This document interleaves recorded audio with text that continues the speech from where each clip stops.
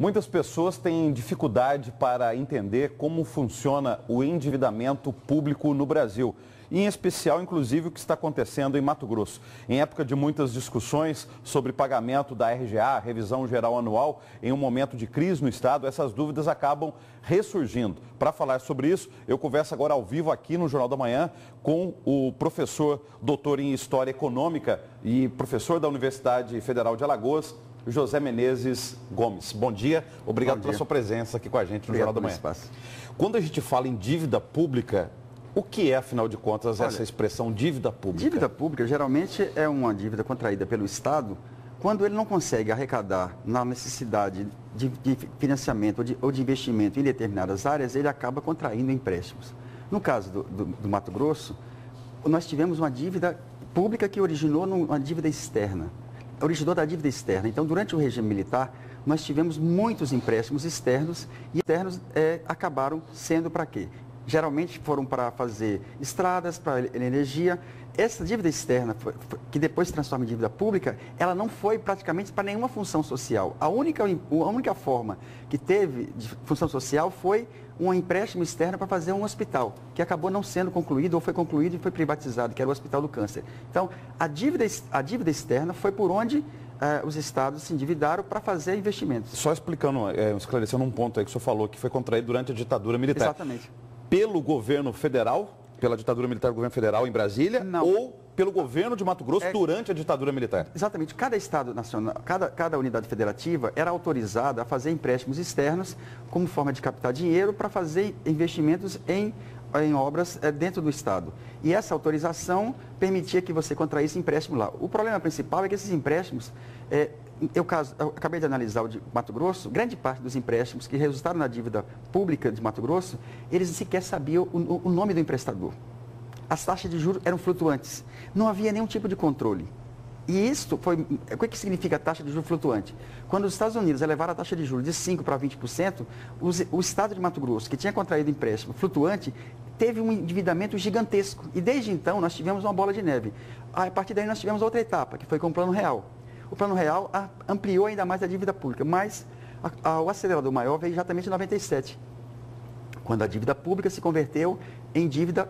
A dívida pública estadual se converteu em dívida pública federal. Quando houve aquela renegociação por 30 anos. Exatamente. E o mais grave é que, naquele momento, foi aceito uma taxa de juros de 6% mais o IGPDI.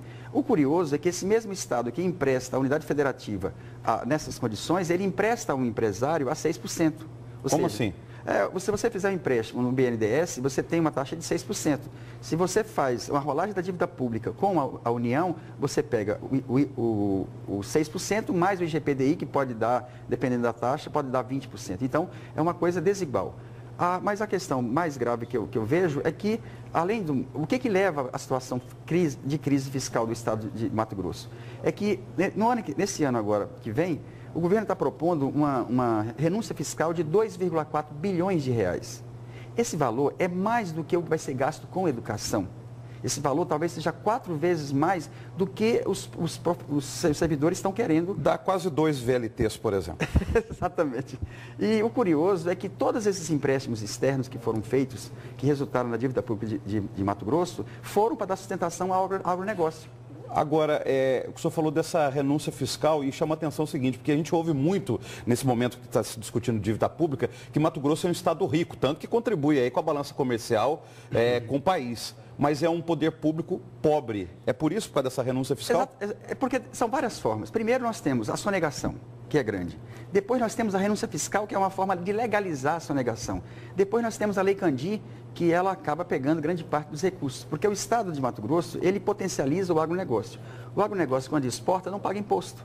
Não pagando imposto, você não tem a resposta para a população. Ou seja, você tem o Estado que potencializa todos os seus gastos para o agronegócio e o agronegócio não dá nenhuma resposta praticamente à receita pública. O vizinho Mato Grosso do Sul encontrou uma proposta alternativa há 10 anos. Exatamente. Taxa-se apenas a produção primária, que é consumida no Brasil ou em próprio Mato Grosso do Sul. E o que é vendido para o estrangeiro não é taxado. Como é que o senhor vê essa proposta? Olha, eu acho que o problema é mais complexo ainda. Porque o que você tem, na verdade? Essa concepção de desenvolvimento que se criou aqui, ela potencializou o latifúndio, ela potencializou a monocultura e ela potencializou o mercado externo. Esse modelo, ele não gera emprego como deveria, ele não permite a agricultura familiar, ele utiliza agrotóxico, ele danifica o meio ambiente, ele danifica as contas públicas e ele não acelera ainda mais os conflitos sociais. Porque eu sou de Mato Grosso, sei perfeitamente como é que todos esses grandes latifúndios foram formados. Eles foram formados dessa forma, mas é o que nós temos mais grave. Esse setor agora também domina o poder político, tal como Alagoas, onde eu moro. Ou seja, ele se beneficia de todas as políticas públicas e na hora de pagar imposto ele não paga. Lá a grande produção é exatamente. As usinas de cana-de-açúcar. As usinas de cana-de-açúcar que são responsáveis por 1,5% da arrecadação apenas.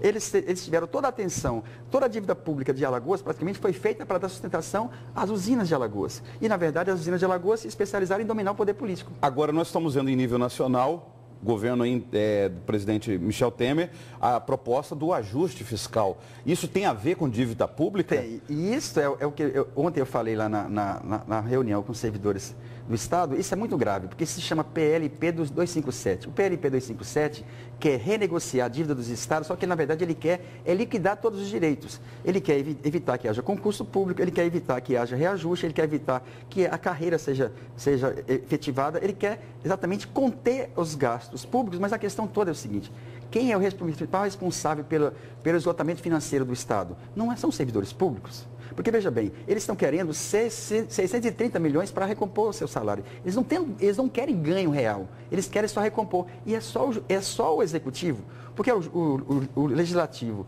e o judiciário todos tiveram. Então, o que nós temos? O governo está desonerando o setor privado em 2,4 bilhões. Com esse dinheiro, poderia duplicar as verbas para a educação. Quase 4 vezes o reajuste, você poderia abrir mais vagas, você poderia facilitar o atendimento das demandas, porque o que nós estamos vendo aqui é uma tentativa de pegar dinheiro público e repassar para o setor privado e privatizar tudo, as escolas. E aí eu coloco a minha solidariedade, porque eu estudei na escola de Nilupova, eu sou filho de pobre que conseguiu estudar e dessa forma como está sendo colocada, um governador que estudou na universidade pública, agora ele está comprometendo o ensino médio. Ou seja, eu acho uma coisa extremamente criminosa você querer dificultar o acesso ao pobre, até mesmo ao ensino médio. Porque a proposta que está colocada aí de PPP, na verdade é o quê? É capitalismo sem risco. É o momento em que você vai criar possibilidade do setor privado atuar dentro da escola, só que, veja bem, se você pegar o dinheiro que está sendo dado para o setor privado agora, que são 2 bilhões e 400, você poderia duplicar as verbas para a educação. Então, o desafio que está colocado aí, a população precisa entender que o que está colocado aqui é muito claro. O governo faz uma opção pelo setor privado, que já tem todas as suas formas toda a dívida pública que praticamente foi feita para o setor privado, e agora o setor privado, que já não paga imposto, ainda quer renúncia de 2,4. E o que ele vai sair daí? O sacrifício da educação pública. Obrigado pela entrevista, até uma próxima oportunidade. Obrigado pelo espaço.